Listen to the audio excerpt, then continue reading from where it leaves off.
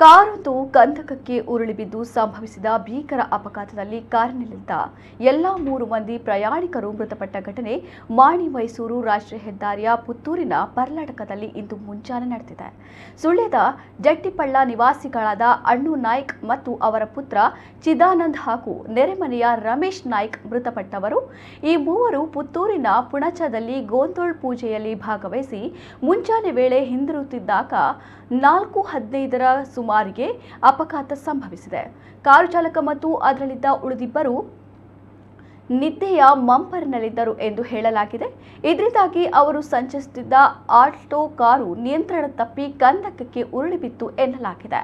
Puttur traffic police sub inspector Udaya Ravi ಮತ್ತು ತಂಡದವರು ಸ್ಥಳಕ್ಕೆ ಭೇಟಿ ನೀಡಿ ಮುಂದಿನ ಕ್ರಮ ಜರುಗಿಸಿದ್ದಾರೆ.